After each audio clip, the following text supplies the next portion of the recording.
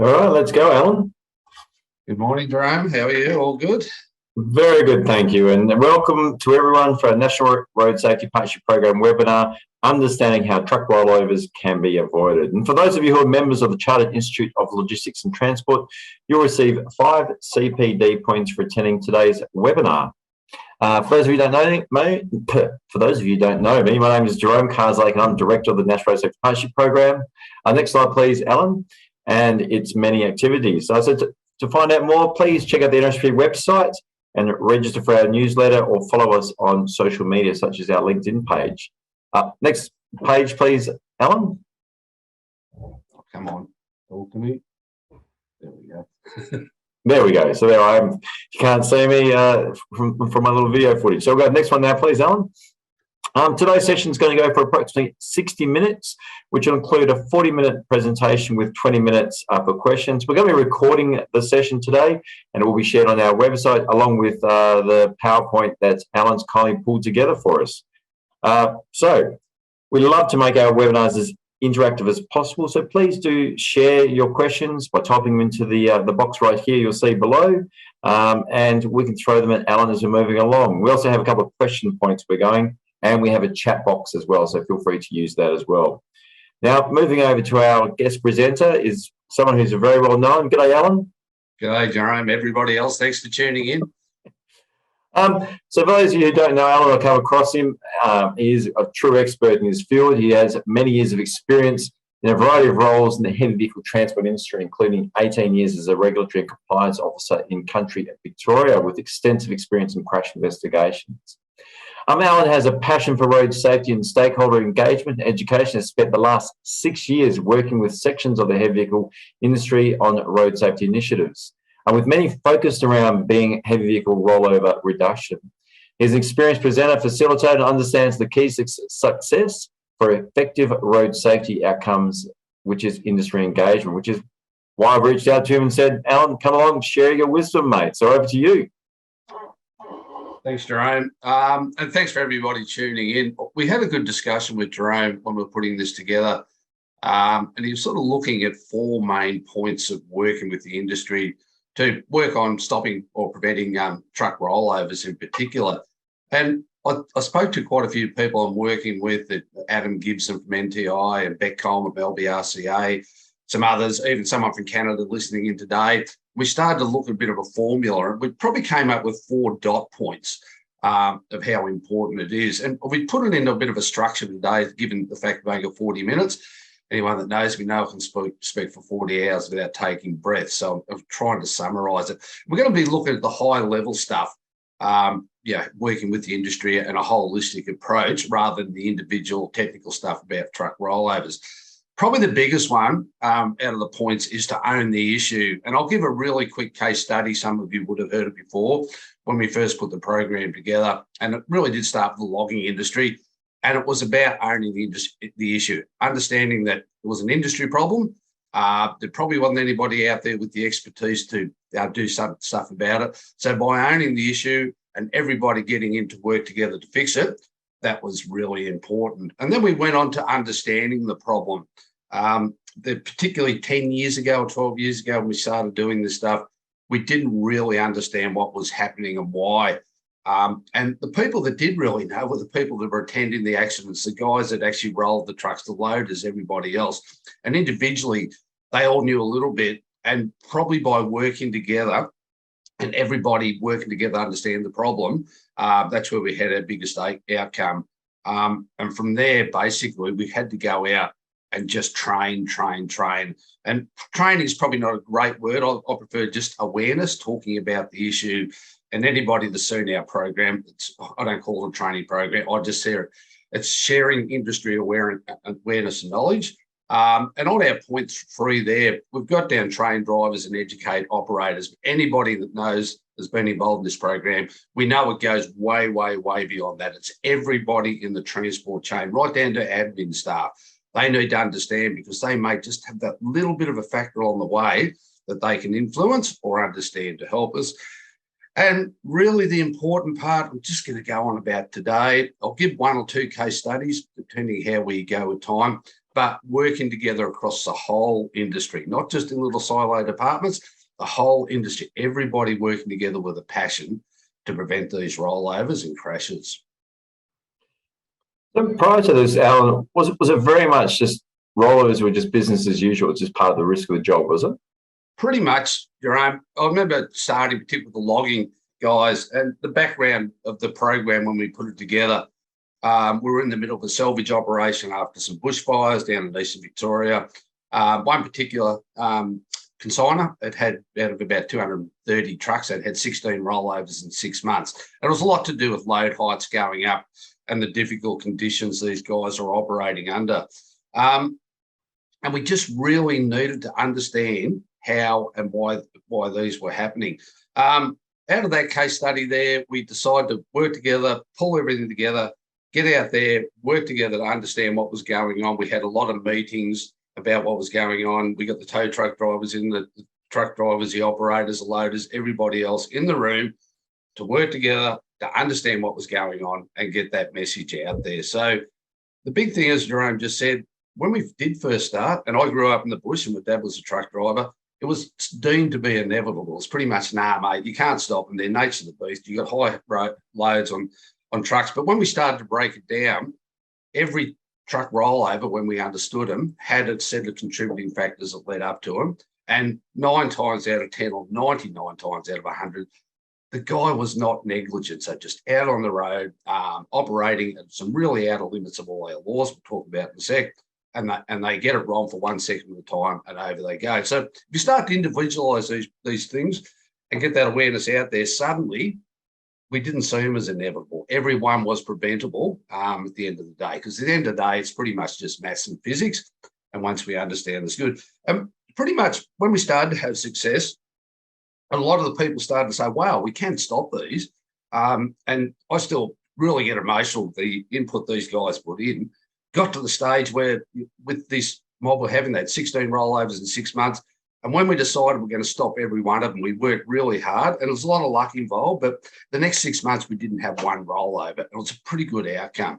And it just showed that if you keep at it all the time, you're not going to be able to stop them all forever, but you can certainly have a big dramatic impact. And when you do have one, you know, learn from it and try to stop the next one. That's the big thing.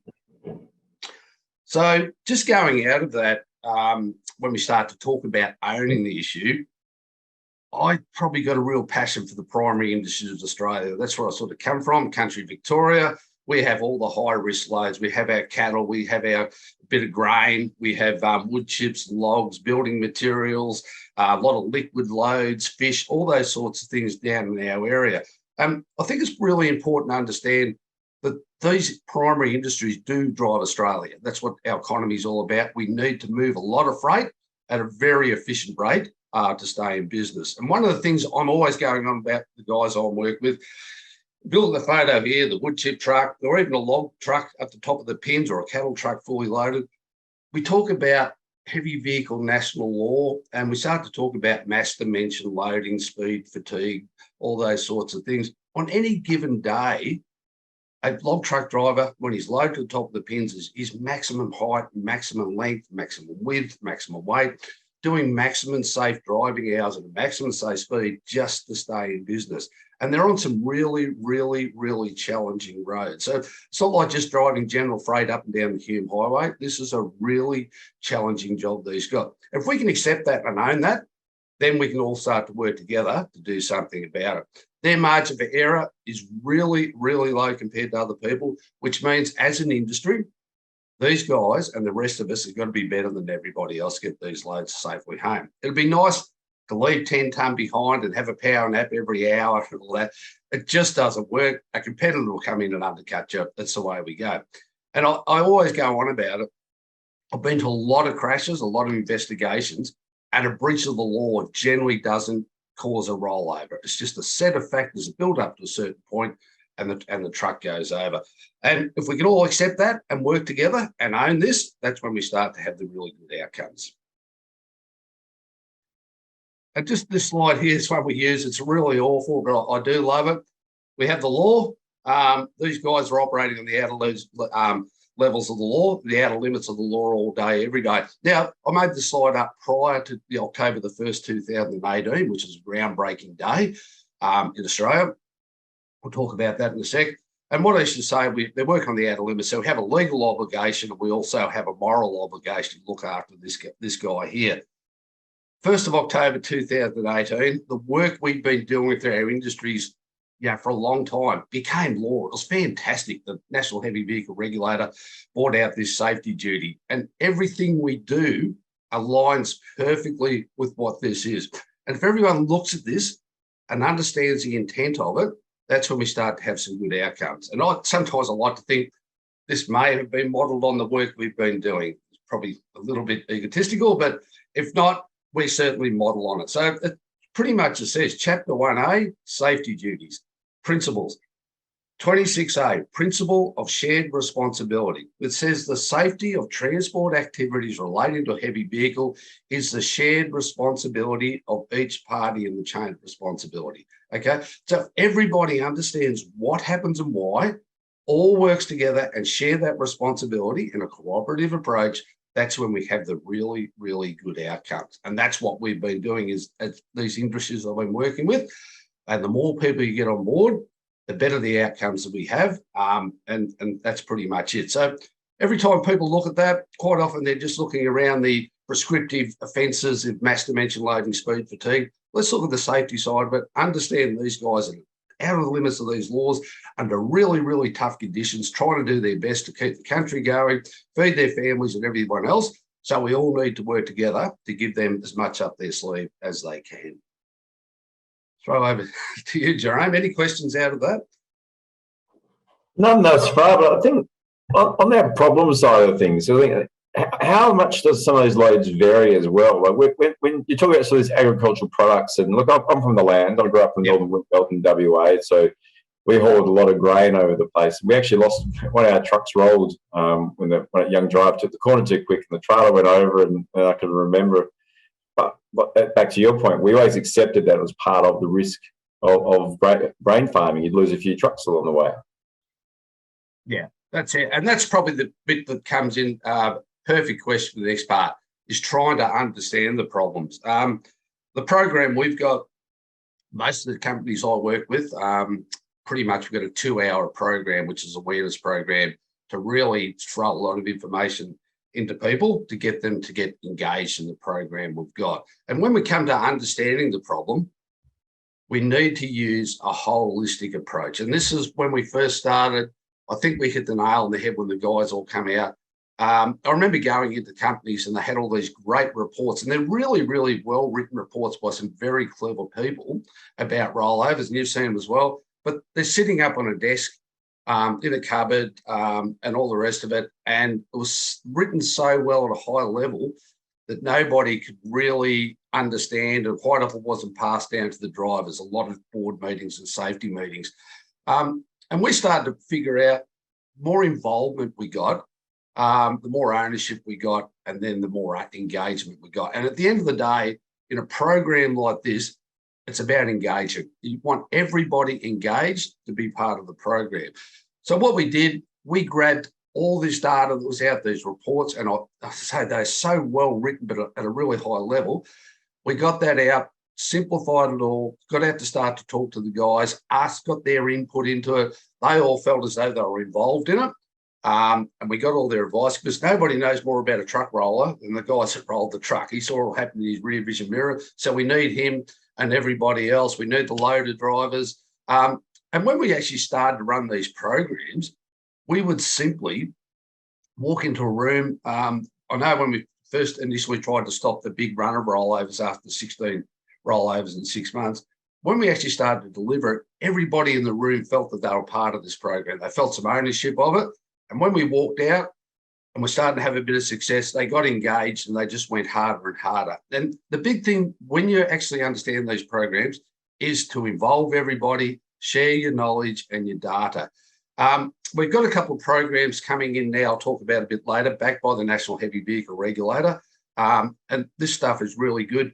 We're working with the LBRCA, the Livestock and Bulk Rural Carriers in New South Wales. they're putting their own program together, an online program with rollovers, pretty much because it's really hard to get to the outlying areas. They're people to train them.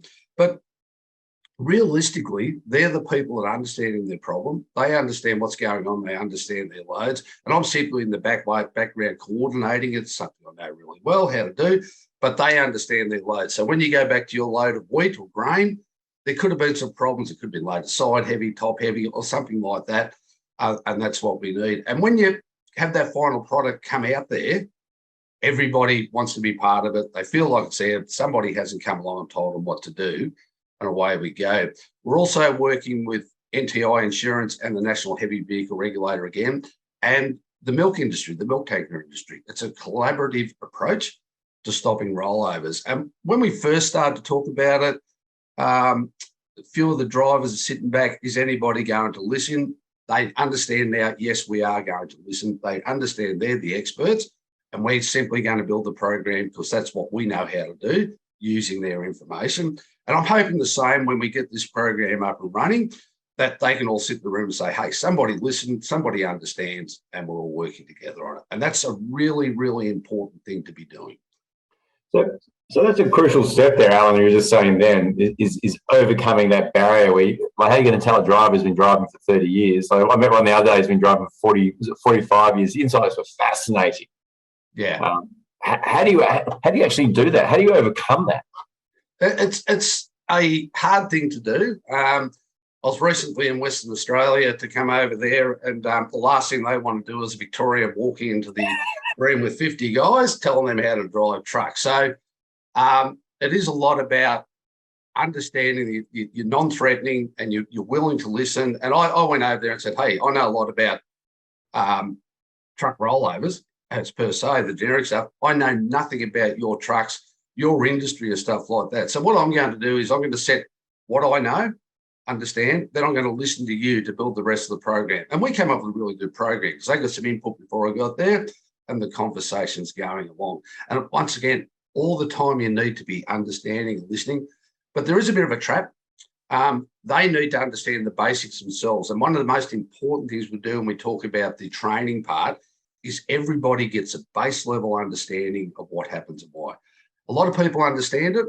A lot of people have got it wrong. They've really been told the wrong way or taught the wrong way in the first place.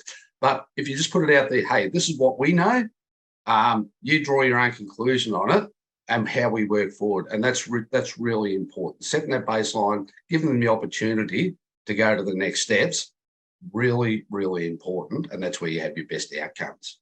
Nice. We've got a question here from Glenn. He asks, what is being done in these awareness programs, educating drivers, operators and workshops the importance of ensuring EBS systems are plugged in and also functioning without faults? We have a backup program. We definitely talk about EBS in our program. And bear in mind, Glenn, initially we get 2 hours, so we've got a lot of ground to cover. We talk about EBS. What I can say is where we have EBS introduced and mandatory on fleets and stuff like that, we try best we can to get people like Shane Pendergast and others to come in and train the drivers and everybody about it, because it's absolutely crucial. EBS is fantastic, but people need to understand it for a start. And that's one of our understanding things. It's all really good to put EBS on a truck and a driver turns up and says, what's EBS? I've got no idea what EBS on, but my brakes keep down. If you train the guys exactly what it is and how it works, once again, they feel part of the program. Bring your workshop people in. I remember we're in Bombala one day with about 60 guys in a room, and they've all got EBS on. This is about 5 years ago. And Shane came in. I said, mate, they don't want to know how many ohms or whatever running why. They just simply want to know how it works. And he started to really start at the basics about it. And every guy in the room sat forward and was actually transfixed on the stage, on the screen of what Shane was talking about. They understood what's happening, why it was happening. They got the chance to ask questions. So that education side of it's really good. We have some really good companies, ANC, there's a lot of them. Just talk about ANC in Morwell because they're close to me. They've got a really good program. They're monitoring their trucks all the time. They use a driver training device, the driver training strategy, and their workshop staff are well and truly engrossed in this. And at this stage, I think at the stage, every time the truck drives into the yard, there's a download to show whether it's working, what interactions they've had, and they use it as an overall tool. So we're doing the best we can. But I always say to anybody that's introducing EBS, train, let everybody knows what it is, why it's there, and bring them along the line on the journey, and then we have some really good outcomes. Nice. And comment here from Peter, and just some things you've said along the way. So Peter says, we run a video with which Australian Cement and Blue Circle made quite a few years ago. And you've mentioned these things around the different sort of segments. How current do you have to keep this sort of information, and how specific does it have to be to different sectors as well? I think we need to keep it current. We made the Vic Roads rollover video in 2010, and being in mind, it was a public service job, so we could do the best we could. But we've learned a lot since then. That was groundbreaking at the time, just very simple stuff. But we've learned so much since then, and technology's changed, and so has vehicles. I think the generic, really basic stuff of physics fairly much stays the same, but I always find that I'm updating all the time because, we've learned a lot more about truck rollovers. We've got a lot more B-doubles, road trains and other types of vehicles, big changes of suspension coming in. So with the guys I'm working with, particularly the logging guys, every year we do an update. We do a refresher with the guys. So we'll go over the basics again, and then we start to talk about the new vehicles, any crashes we've had. So I'm saying we should be updating it all the time. And I'm also saying, if you are part of a big industry, why not do it and give the guys who are learning along the way an opportunity to be part of that update so they feel part of it, and it's coming from the industry for the industry. It's not too hard to do once you understand the basics. And that's what we do. I run a refresher program right across the country for log truck drivers every year. But they tell me what they want in it. I say, well, we've had these crashes, we've had these changes. What do you guys want in it? And we build it together and get out there. So we're constantly updating on that. I love that idea, and how you're saying, like, the drivers are at the coalface. They see it, they live it, they breathe it, they feel it, and they chat to their peers as well. So I think it's a great sort of learning to feed in. Yeah, and look, there's another thing there. The case study I'm going to bring up at the end is, we had some changes with some loading difficulties. So the guy said, hey, we need to develop a base level loading program. And they all got together, used a local film company, and they made this brilliant loading DVD, which we use across the country. And then we had a little bit of a problem where not high-speed rollovers, but trucks falling off the side of the road, soft edges and stuff like that. Once again, they brought in the road builders, they brought in the truck drivers, the loaders, and everyone else, and said, hey, we're going to develop something here. And they did, and that becomes an update or an advance in its own right, and it continually builds on it as we go along. And one of the big things, the case study at the end, I don't run out of time, so I'm talking too much, will just show you the more interactions you get with the people, the better you got. I think there's a person from Canada living in Kimberley. She tackled cement truck rollovers or agitator rollovers a few years ago now. She used the basis of what we're talking about here. She took a different approach because it was Canada, and basically eliminated those rollovers in 12 months just by getting out there and doing something and to do it. And I think you've just got to do something, but try to get it right so you understand as we go forward. Well, and Mark shared something in the chat as well for a link to a CEMEX truck rollover program. Thank you very much for that, Mark. And I'll take one other question before we move on, just from Kieran. Out of all recorded rollovers, is there any type of vehicle that would be worse than others? What would be the most common rollover, basically? Big question, that one. Absolutely fantastic question, Kieran. I love it. Nobody knows. Nobody knows. I can talk about the guys I work with our logging industry, no doubt about that, because we share the information, okay? Really, really good. I'm the central dumping point for log truck rollovers. So, I can talk about different trucks, trailers, short wood, long wood, all those sorts of things. I know that well. One of our biggest problems I see in this country, and I hope I'm not upsetting people here, is apart from Adam Gibson and NTI doing their Natasha report, there's no proper information sharing on this stuff. Now, I've worked in road safety engineering and road safety design, and we'll get a report of a truck rollover or a crash, and it'll give a DCA code of 181, which means run off road, left-hand bend or something like that. And that's it. That's it. If it wasn't for Adam doing his stuff, and he's got some fairly good data on the Tarsi report, but why in this country we have not got some proper reporting, a standardized crash reporting thing. So when somebody does ask a question like that, we can give some really good feedback. Now, I won't go into logging stuff too much. We know the trailer designs. We know the issues and all the rest of it that are causing our rollovers. And we're not causing our rollovers, they're overrepresented in our rollovers.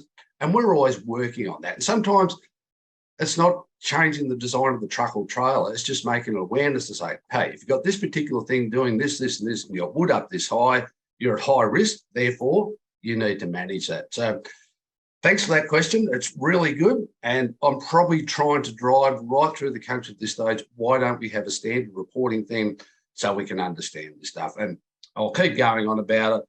I've been to many crashes, particularly in country areas, where the poor local copper who's had a horrible day by himself rolls up to a truck crash. He's got to clear the highway. There's potentially a fatality. He's got the Red Cross, CFA and everything there. And then he's supposed to do a really quality crash report as well. And he's not trained about trucks. So our initial data generally isn't that great, but we do have an opportunity, maybe through you, Jerome, to bring this up standard. So when one day we can sit back and say, hey, a cab over blah, blah, blah with this on is really overrepresented with this particular suspension and do something about it. Thanks, Alan. We'll move on. And just one comment before you do. What I really noted in your sharing then is you mentioned workshops, you meant other staff, people bring in, and everything you've spoken about and preached on how to do this by bringing everyone together and sharing the responsibility, really highlighting those points as we move along. Exactly. And we've been to Western Australia and Tasmania this year. I was really, really happy. The amount of mechanics that turned up was really good. And they just sat back and listened and say, hey, that's really important. I understand that. So, yeah. As we go along. Realistically, at the end of the day, to simplify things, when we're working together to prevent these rollovers, and please don't get offended by this, I'm really simplifying this. Generally, the way we approach these rollovers is simply it's a mathematical equation. If it's a mathematical equation, pure physics, then we can stop every one of them. If we just say on this awful slide here, if that's the center of gravity, if a rollover, the trailer's going to go first. Everybody, if you've seen the program, have a look at the Big Roads rollover DVD or pop along to one of my programs. You just sit in the back for free, no problem. Pretty much generally out in the road on a corner at center of gravity plus sideways force or time sideways force, you get to a certain number and you roll over, okay? If you keep under that particular number, you stay on your wheels.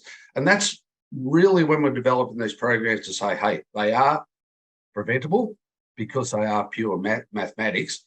That's when we have the best outcome. So we start to look then, this particular load here, the things that might, and this is really, really rough, might actually influence this rollover. Obviously, load height, torsional strength of chassis, weight of the prime mover, your coupling up there, suspension systems, tightness of the corner, all these things are coming into it. And all these pressures can come from a whole different lot of areas as we go along. So when we do have a rollover, and this comes really back to the question we had before, I think it's from Kieran, is we need to understand it. We need to understand what was happening, and we need to pretty much understand why the driver failed to recognise that for his centre of gravity, the tightness of the corner, blah, blah, blah, that he got to a certain point and rolled over. So one of the big things still going on, understanding over the years, is we need some really good crash investigation, and we need to understand what's happening and why.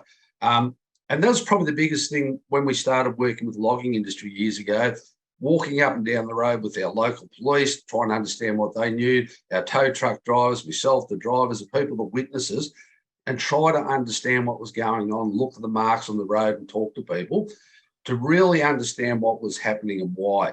And one of the biggest things that always go along with the drivers I work with, I'm not going to tell you how to drive the trucks. I'm going to tell you what happens and why, and I'm going to prove it to you. So we do some crash investigation, virtual ones, to show the yaw marks and everything else, and some video footage of trucks rolling over. We spent almost an hour on this, pretty much to say, this is what happens and why. Are you happy with that now? And once we've got that, we can go forward. But we need to understand the rollovers. A lot of rollovers are very, very poorly investigating, and the data comes out. You come back to the one you're talking about with your grain truck. If that data ever went onto a national database, something that say truck fell over. Now, we don't know how high the bins were, what product it had in the front, what suspension system, B double single, all these sorts of things don't come into it. So when we're actually doing these crash rollovers, we're looking at, number one, there's some really good people out there that do some great forensic rollovers, and they're very highly qualified. I tend to stick to understanding what's happening and why, but my job pretty much at the end of the day is trying to understand why the driver failed to recognise that centre of gravity, radius of the corner, that he went around the corner too fast generally. And what did he not know? Was there a whole lot of things that were unknown there, and how many people contributed along the way? Keep going. And look at the time. And Alan, there's a comment here just from Jeanette, and I know, like, one of our first webinars we did ages ago with Toll and QX, when they were just rolling out in-vehicle camera systems, one of the videos they shared was a driver sitting there, he reached down to his tucker box to get a Coke out, and the hand just moved. So it was enough for it to go through, and just so happened to coincide, the back trailer went off, clipped a culvert, and exactly the same thing, because all of a sudden you saw the cab just whip over in that last moment. And question Janet's was asking, how does your education include HFs around driver distraction, fitness to work, physical distractions, those sort of things? Yeah, all right. That's a great question. Segue into this part. And once again, I'm working fairly insular within a industry that will share that video footage where the driver hasn't been hurt and the driver's happy to share it. And we've got some good footage there. I can't show it out here because, you know, it's outside those industries. We recognise 100% that more than a fair share of rollovers and crashes occur from driver inattention, driver distraction, all the rest of it. And we have a really, really big program on it. Pretty much a lot of the companies I work for, it's a sackable offence to be on a mobile phone while you're driving. And that's one thing. We talk a lot about the rearward amplification of a steering correction and evasive action as we go along. We've also gone to the point of, we have another program, which is once again funded by the regulator. We call it a professional ownership and driver wellbeing program. We have a young lass comes in, she's very highly qualified in psychology and a lot of other stuff, talking about driver wellbeing, drug, alcohol, and fatigue. But there's also a program there about how your brain works, decision making, a lot of stuff that we do, Stroop effect and all that sort of stuff. But one of the big things she comes out, and it's a really good part of the program, we start to talk about optimism bias, the belief that I can text and I can reach for my phone and I can do this and that and think bad things won't happen to it. And she pretty much comes out and says, if you're on your phone, you're reaching for your lunchbox, you're doing this and doing that, and you've got a load to the top of your pins or the top of your body, and you're on a windy road, you're doing the wrong thing. That is just not professional. And the big thing about the program, we call it professional ownership. And we just give a few examples there because I know some very, very experienced guys that have simply, one guy, 73 years old, never scratched a truck, opened his granddaughter's Easter egg on a Tuesday morning and clipped their shoulder and end up in a whole mess of things. We really, really do spend a lot of time on that. And we come back to that, what we call professional ownership. If you're going to be driving as a professional driver on a road with a high centre of gravity load and things are against you, you should not be doing this stuff. A lot of our companies now insist on a clean cabin. A lot of them won't even have screw top drink bottles now, squeeze bottles and stuff like that that must be in cup holders, because as that dash cam footage come out, we're finding more and more people on the side, trucks getting smashed up due to something simple like that. And these aren't evil people. It just happens in the wrong time, the wrong small place. mistake. And we've got some really good footage there of drivers doing exactly that. And I swear if they were in a gravel truck or general freight, they'd have got away with it. They've touched the steering wheel and you can see out the back, the cab guard, chock trade, everything goes up just like that and they're on this side. So, yeah, definitely big thing. A lot more time needs to be spent on that sort of stuff. Okay. We'll just come back to it. Train and educate. That's our point 3. On the opening, it said train drivers and educate operators. No, let's go the whole way. As I said, everybody in the transport chain. I've had some admin people come out and said, gee, since I did your program, I saw some stuff there I didn't like. And I just had a discussion with the guys and the boss, and they agreed as well. It might be a crappy load or something like that, which has been really good. So everybody in the transport chain needs to understand what happens and why, and that's when we start to work together and doing well. As I say, we do 2-hour opening for everybody that comes into the industry. I'd like to spend a day, but it's impossible to get hold of drivers. One of my pet hates is quite often I get the guys after a 12-hour day, and next thing they're sitting there, they're going to listen to me for 2 hours. So it can be really hard work. And as I say, I'd really like the guys for a day if we get it, or 2 4-hour blocks. But it's a good start. Had some really good outcomes with that, but we're always updating and involving other people as we go along. Okay.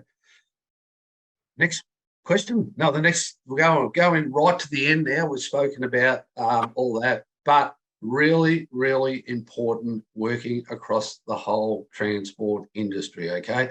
At the moment, we've got individual products or segments of the transport industry starting to do some stuff. I'd like to see it a bit more. And this one again, one of my horrible slides, but I love this approach. I'm an ex-public servant, and I know too well, farmers spelt wrong, sorry. I know too well the silo effect. And what I call the silo effect is, comes out, not my department, mate. This is my little silo. I'm worried about my bum. I'm just going to do what I've told. I don't have to worry about anything else. And this is what I found when I left Vic Roads years ago. We're in that transition stage between Vic Roads and the National Heavy Vehicle Regulator, and the way chain of responsibility was there. People more worried about their silo of getting convicted under chain of responsibility on a prescriptive law than anything else. And they've got documents and everything else worried about their mass dimension loading, which is all really good. What we need to do, and Chapter 1A of Heavy Vehicle Law says this really well. Everybody needs to be involved be responsible for safety in the transport chain. So I'll say this silo one there with a cattle truck. We might have the farmer, the agent, the operator, the road owner, the road builder, the scheduler, the enforcement people, the lawmakers, the sale yards, the buyer, receivers, communities, goes on, mechanics, everybody else. And along the whole way there, a whole lot of people are making a whole lot of decisions. And right at the end, here's our truck driver. And generally, when we're working in bigger industries, these guys get told what truck to drive, when to go, somebody else loads and somebody else's schedules and everything else.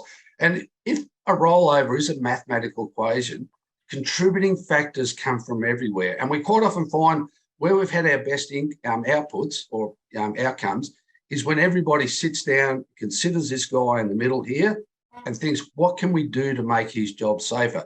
And every industry is different. I'd invite anyone, if you've got an industry, look at all the parties, put them in silos, and you might find this guy down here is influences this guy here, which influences this guy here, unknowingly and legally, but they can be putting pressure on a driver. And quite often something about maybe the way you want the product delivered. With logging, it might be butts all one way, which can cause some evil issues for the truck driver at the start or the loader driver. Everybody works together, does their best, takes the pressure off this truck driver here. That's when we start to have our really, really good outcomes. And once again, it comes back to everybody being involved, everybody have ownership, and basically working the whole time trying to get through that engagement. And once again, it comes from fully understanding what happens and why, and build on those blocks. And the questions we've had today have all been absolutely perfect. Should we keep updating? Yes. Should we be doing our EBS stuff as the next step? Yes. All these sorts of things we should be doing all the time to keep going. And I'm just going to launch into I'll give you quite a quick chance for a couple of questions. Then I'm going to launch into a case study, and I think this will really, really bring out a lot of questions. Do you want to do some questions there, Jerome? Well, indeed, mate. I got a couple here. So I've got one here from Greg. In my policing years, I attended many truck rollovers. Sometimes this was because the truck was loaded. Other times it was because the driver didn't understand their load and the effect it had on the stability of their truck. But sometimes this was because of road design, such as cornering, progressive decreasing radius, which is a road design issue. Does your training include increasing driver awareness of road designs as well? Yes, most definitely, Greg. And sounds like you know what you're doing. And if you're out of policing or something like that, we need people like yourself that have been out the road for the credibility, mate. Unless you've been to a few crashes, it's hard to get credibility. But yes, we certainly do. We've got a whole section on roads. With particularly, corners are tightened up on themselves. We can look at any particular area. Down where I am in East Gippsland, we have 5 corners where we should have trucks roll over all the time. And one day, a truck driver just came along and said, "That's it, guys, you're not allowed to roll over there anymore because they're bad corners." And with Google Maps and drones, we're able to photograph the corners from up top and see exactly what Greg's talking about. Corners are tightening up from themselves. We're looking at off cambers, all those sorts of things.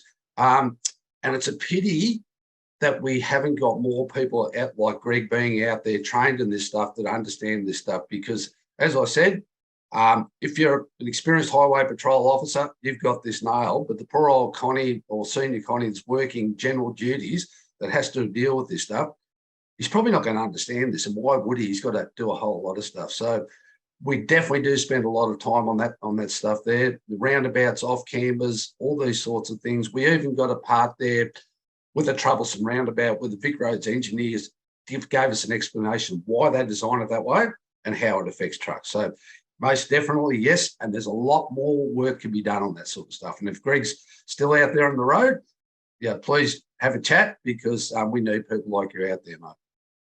Awesome, thanks, Alan. Who was that? Greg's is asking, who was the name and the name of that program with regards to the lady or the person who spoke about the neuroscience and all those sort of elements with regards to understanding of people's busy brain and those elements? Okay, so her name's, strangely enough, Kirsten Pincott. Same surname. It's actually my daughter, but she's got KJ Consulting and Training, and she's pretty much engaged by the timber industry full-time, do a lot of mental health stuff, plus his driver's well-being. I can send you a link after the program, Jerome, if you can pass it on. That'd be great. Please do. And that's good. But as I say, we've just run 30 programs right across the country. To well over 1,000 people, funded by the regulator and backed up by the logging industry, co-contribution thing.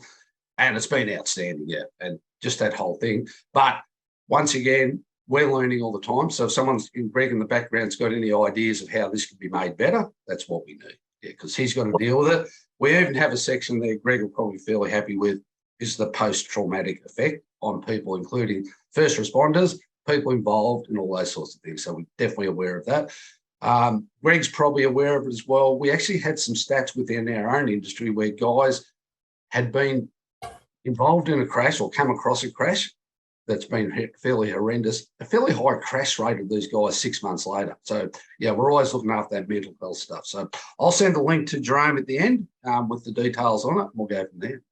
I'll include quite a few of these. People have been sharing in the chat different ones as well. So this is the key thing. I think everyone's sharing the responsibility of putting it all out there and everyone sort of benefits from it. And last question before we move on as well, Alan. It appears that some elements of design contribute to rollover risk, e.g. slip lanes at intersections and large radii approaches and tight radii departure where vehicles generally travel faster than departure community load shift, etc., and subsequent rollovers. Any comments on that? Just yes, I agree. Yes, I agree. Most definitely. And I suppose we're always trying to train our drivers and other people in that. Vic Roads in the area that I work and over in the southwest of Victoria through a guy called Glenn Blundell. Really, we had a look at a lot of the intersections, the slip lanes, got truck drivers to go through it. And one of the most outstanding things we did actually is put Vic Roads engineers in trucks with the drivers. And that was really, really good. And these guys really started to understand what was going on. So probably our biggest thing is we do what we can with the time we got. We're always building on it through John Ernst and the Safe Freight Networks. We're always looking at stuff like that. And we're just saying to the guys, if you don't understand, just slow down, just slow down. But we give as many examples as we can of troublesome corners and where things have gone wrong, and to do it. One of the thing with the, once again, I'll keep going with the guys I'm working with, we've actually got a whole freight task management type profile we're setting up, but trip planning and journey planning is really, really important. You know, if we're putting say the Imlay Road, which is sort of down in southern New South Wales, used to be very high risk. We've actually got an induction on that road as the guys come. If you're going to drive that road with logs on, we're going to tell you where the bad corners are, where this is going to happen. This whole journey planning is really important as we go along. And in the ideal world, every time we open up a new freight route, I'd love to send a couple of truck drivers down there with different loads and get them to assess it, identify these corners, and actually, you know, induct the drivers into it. Some people have gone to the next level and send out electronic alerts with the GPS and that as drivers getting close to these corners. You can dial it up and down. The first couple of times you'd say do the Imlay Road, it'll tell you those 6 bad corners, and you might be able to dial that down for a while once you know what you got. So there's a whole lot of opportunities for people with more intelligence than me to do all this sort of stuff to look after the guys. Thanks, and I think it's a great share. All right, let's go on to one of many successful outcomes I've had. And for the you people listening that I'm not sharing your story, I'm sorry. We've really only got time for one today. And we've had some wonderful outcomes where people have got together. And one of the big things about what we do, we have people that are absolute competitors when it comes to business. When it comes to safety, they share everything. And this has been a really, really good thing. I've seen 3 major competitors have their safety people and the sawmills all in the same room, sharing every bit of safety information they've got. And that's a good outcome. This one here, there's a guy called Jack Barnes, backed up by Chris Barclay with Hancock's down in Victoria. Basically, when we were reinventing the Vic Roads program, we talked about updating, and that's about 2015. Their guys were having a rollover about 1 every 700,000 Ks. They do about 500 5 million Ks a year on very, very challenging roads. And they have about 1 every 700,000 Ks. They, once again, owned it, got together and said, what are we going to do about this? We got together, we reinvented the program specifically on logs, and their guys come along and they gave me the input. We ran it to them. Yes, we're happy with this, we're happy with that, and it really started a big thing. One of the biggest thing we found right out of it all is at the last count, they were out to 30 million Ks without a rollover. So you're starting to think over a few years, you might be 35 rollovers that go up. And I've got a rough calculation. Don't quote this anywhere, Greg, or anything else, but for every about 16 rollovers where someone hurts, someone dies, that's pretty much what I've seen. It just seems to keep coming back. We're potentially a couple of lives in front and all the rest of it, but it all come down to a really, really good thing. The more interactions we had with people, the drivers, the loaders and everything else, the less rollovers we had. It was just a sliding scale like that. Interactions went up, rollovers went down. We backed off for a bit. We had one, we went back up there. These guys now, and they are fantastic guys, absolutely dedicated to stopping these rollovers. You can imagine after, it's 5 years now since they've had a high-speed rollover, which is great. And they just work at it all the time. And I'm just going to go through here. There's a lot of words on the screen. I'm sorry, but I can't remember them otherwise. But typically, these guys are interacted with over rollovers and crashes 3.5 times a year personally. And that's a holistic approach. That's not with their individual companies. We're talking 4 or 5 contractors here, major contractors, and just some of the things they do as a rough thing. Obviously, initial rollover training for staff. As soon as we get a new driver on, we want to train them. Any other staff, they come along and sit in the program as well. Constant refresher training, updates, refreshers, try to do it every 12 months. We had a bit of a problem with people understanding loads. There's been a couple of questions today about loading and all the rest of it. We put all our loader drivers through the training and said, hey, now we want you guys to build a program around loading so that new people coming in understand all this stuff. So they did. They made a 15-minute video. Quite often when I'm actually presenting the rollover program. We'll get an experienced loader in to give that type of session as well. This group, really fortunate. They have one big major receiver where all the trucks go at some stage. So they'll set up probably 4 times a year. They'll set up for a day or two and put a tent on, hot dogs, coffee, and have that conversation all the time. They might have a nurse in there. We'll have some refresher training. And most importantly, give the guys an opportunity to come in and say, hey, we've got these problems. They developed their own freight management tool around trip planning and all that sort of stuff, what to look before when they go, where the bad corners are, all these sorts of things. Really good tool. One of the things I love is I'll just randomly jump in the truck with the guys and go for a drive and just see how they're going, what their understanding is, what they're feeling. I learn a lot out of that all the way going along. And the really important, I keep going back to this, collective crash and near miss reporting. All the 4 or 5 contractors there share everything. We don't need to know the name of the driver or anything like that. If they've had a near miss or something, they share it.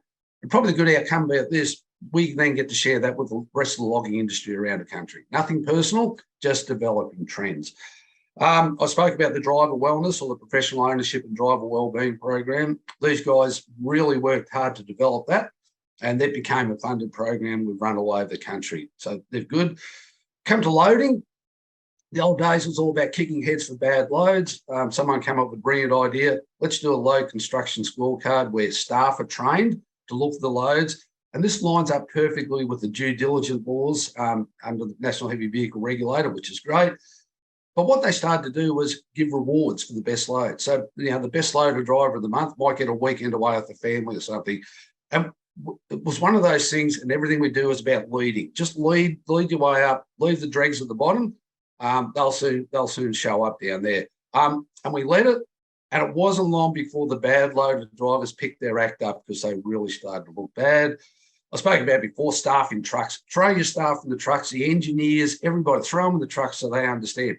Number one, they'll learn something. Number two, the drivers feel like somebody's listening. These guys are involved in every program. Johnny Ernst and Safe Freight Networks, our Truckies Lighting Up for Safety program we had years ago, the Safe Freight Networks, they're really into that. I said before, I had some trucks slipping off the side of the roads and some issues. Brought the road builders in, the truck drivers in, the loaders in, say, hey, we need to sort this out and put a training video around that using local people. They all feel part of it. And really importantly, about halfway through the process, we mandated EBS technology. And as I said, these people take the next level. They're monitoring, they're making sure it's working, and they're using it as a driver training tool. So the key message really is interactions went up, rollovers went down. And if you start to back off, we understand. Unfortunately, during COVID, it made it very difficult to get to some of the remote areas. And we noticed that the crashes started to just come back into it because we just couldn't do that sort of face-to-face interaction. And all these companies now at the moment with COVID backing off, working really hard all the time to do that. Good. Told you I could talk, Jerome. Out the back of that, all I can say is, number one, the whole way through, absolute management commitment is vital. If you're not getting that, it's not going to work. You need your managers there. If I'm going to Western Australia, walking in a room, there's 50 drivers there and no managers. We have a lovely time and all the rest of it. The managements need to be that. They need to understand that. They need to understand that vital, number one, Chapter 1A, everybody's got to be part of it. And really importantly, if you try and you have a crash, don't get discouraged. You're trying, okay? Pick yourself up, dust yourself off, and learn from it and learn from something else and keep going. Because when you got discouraged in the early days, a couple of times we didn't have it probably quite right. We didn't do any harm, but we learned from it. And we just keep going forward and just keep at it the whole time. Questions, Jerome? Oh, mate, we've got a couple going through. We can always close out the last little bit and then we'll have questions at the end, mate, because we're just coming up. We've got about 8 minutes to go, so we'll go through the end and fire the questions at you. Pretty much. This is our closing statement we use all the time. I'll just use this. It says drivers versus contributing factors. And like I say, we haven't got technical on rollovers today at all, but believe me, they come from a lot of different areas and all those questions we've had today line up with it perfectly. But For a driver, a rollover is a personal and life-changing event, and it does wreck a lot of lives. Even if the guys aren't hurt, it's really bad. Rollovers are typically a single vehicle crash. Most of the ones we're dealing with, driver driving around the corner, minding his own business or his or her business, trailer rolls, and we have a single vehicle incident. In fact, it comes down to driver versus all these contributing factors that come along the way.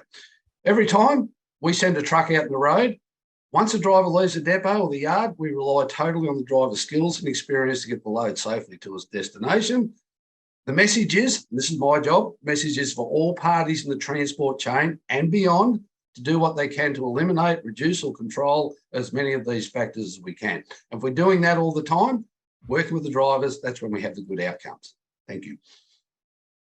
Mate, that's fantastic. And I must admit, just drawing on a couple of thoughts there that you're sort of talking around the whole shared responsibility. Like you mentioned around near-miss reporting and how one whole sector is doing that. And I know some work that we've done is if you really want drivers to share and to act, they put near-miss reporting and they need to see it acted upon. And by putting it out there, that's a great incentive for them. And then gamifying, it's even better.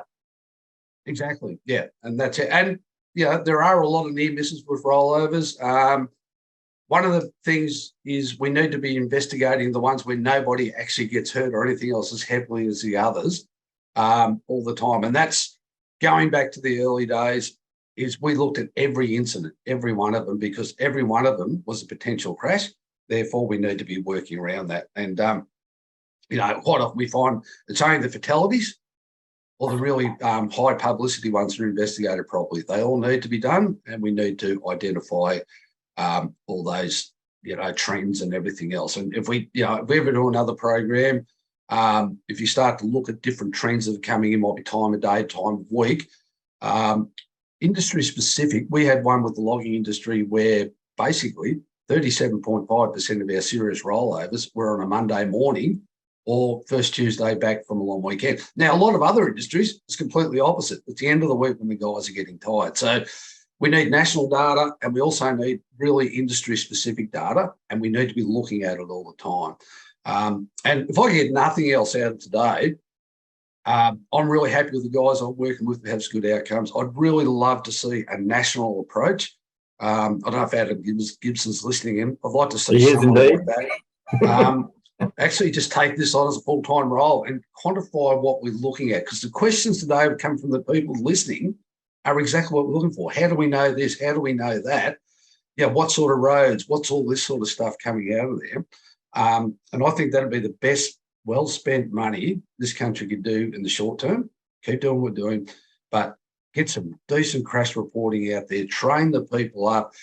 Don't look for blame. Let's look for solutions. But we need to understand, as I've been lucky to do with the logging industry and the other industry working with, understand the problem for you in the first place, then we can work on it. Let's throw a few questions at you now. So I hear from Drew.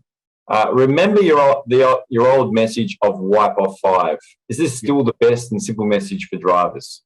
Yeah, pretty much what it is. Pretty much. If in doubt, that's probably our biggest thing now is, and I think I know who Drew is, but pretty much we always just go wipe off 5. We sort of changed our approach a little bit now. We're sort of saying that it is a mathematical equation, and center of gravity times side-base force. Typically, unless the driver can load themselves, they really only get to control the sideways force. So if in doubt, wipe off 5, wipe off 10, whatever it is, wipe that speed off. That's the biggest tool. And if it's the same for us, pretty much it's a big black right boot. If in doubt, lift it. Just lift it, slow it down, and all the rest of it. So I love that line. And we can show up all our advisory speed limits or how fast should we go around this corner. I'm not going to tell you. You look at it, and if you're worried at all, go slower. Just go slower, go slower, go slower. That's it. And that's where it's really important for this holistic approach is, particularly with new drivers and stuff like that, give the guys more time to do the load, because they're not going to roll over on a corner if they're going too slow, unless there's something wrong with road design or something like that. So that time fraction stuff coming in is good. But if in doubt, slow down, slow down, slow down. And that's the best thing we can do. Nice. Couple couple of questions. So Larry's asking, should driver licensing be changed to cover off on these areas, and also the responsibilities under COR and load unload requirements? That's a loaded one for you. Yes. Yes. I would like to see, and we're trying to work with the LBRCA at this stage for their members. We're going to open up to anyone, everybody, but probably a more available program that everybody that's getting a truck license can actually be involved in. Now, there's nothing like face-to-face training. There's really not. You can get that engagement and ask questions, but a really, really good, well put together, thought out type program for all drivers to come in, even if it is initially just an online program. Yes. And why don't we have it? It's, I got my B double license about 10 years back, and I'm a horrible truck driver. And he could have thrown me in a cattle truck and sent me down the Great Alpine Road the next day without knowing anything about rollovers. So yes, and yes, 100%. And why don't we do more training like that? There should be more out there. It should be free. It should be accessible to everybody. And then back it up with the face-to-face stuff wherever we can. Awesome. Thanks, Alan. We're just coming on time now. If you can answer these two questions in quick 30 seconds. Question here from Kim. One very major association vehemently anti-refresher training, claiming experience is more important. Your view? I have no idea why they're thinking that way. I think refresher training from the experienced people to the other people and all the rest of it is really, really, really crucial. I don't know their industry, so I can't really comment what it's all about and their people. Generally, as I say, we do refresher training. I don't sit down and make this course up. I go to the guys and say, what do we need to understand here, guys? What's changed in the last 12 months? And if nothing else. So my view is refresher training is really, really, really important. But I don't know their industry or why they'd be thinking about that. Maybe they've got reasons. Thanks, Alan. And I must admit, like we did one with Southern Australia Council, and Mark Mills made that very similar point. It's around engaging the drivers, not repeating everything, and they go on a journey. The last question, do tipping sensors have a benefit? Yeah, why not? It's part of the program, isn't it? Yeah. Everything we do is great, and it's a matter of using it in the right way. Every tool we've got in the toolbox is important. Why not? Yeah. And how you use, if you're going to use tipping sensors, to warn the driver to back off. In some industries it might work, but I'll sort of pretty much say if you're on a tight corner and you're loaded at 4.6 high metres high with big bullocks up the back end, it may not work because by the time it tells you what's going on, it's probably too late. Other industries, yes. And even tipping sensors and good EBS information like that can start to build a profile of what's happening out there and what corners and what loads. There's even tipping sensors and awareness program to put some on and try different loads and going around corners to develop that awareness. Because at the end of the day, the more awareness we got, the more we understand things, the better off we are. What I've just heard then again is there is no silver bullet. There is no silver bullet. No, just do the best we can, work together industry-wide, and as I keep saying, Australia-wide, we've got the data on the board here to show, hey, if we do something, work together, we can make a big difference. We might not stop them all. There's a guy in Portland always says, if we stop just one with all this, it's been worthwhile. So, and we stopped a lot more than one, which is great. Awesome, Alan. I think it's a great closing one to close out on. So thank you so much for your time today. Thank you to the audience who joined us. We had some fantastic questions and comments and just the general sharing that came through. All right. And I'll send a link to that Podboard program we had so people understand it, because I think that sort of stuff is the next human side of it. When I do training, I know a lot about the physical side of truck rollovers. I shouldn't be talking about human emotions and what the thought pattern is. We need experienced people to do that. And subject matter experts, Greg, guys like that, if you know a lot of stuff, get involved. You know your little part, and that can help out everybody understand their other part. I had to be self-taught on how to do truck rollover investigations, and I'm only assuming I got it right, but maybe somebody else knows more. And every time you talk to someone, you learn more. And if you lose that for the common good rather than personal gain, life's really good. Awesome. Thanks, mate. Next month, I'm chatting with David Westgate, who's a speaker for the Black Dog Group. And he's actually going to be talking around the mental health and the internal voice of drivers, truck drivers, and why being out on the road by yourself can actually add that sort of pressure. And he's bipolar and Ava's an amazing sort of human being, and so if you're free, recommend coming along and enjoying it, having a chat with us for an hour. So No worries at all. Thank you. no worries. Thank you, guys. Have a great day.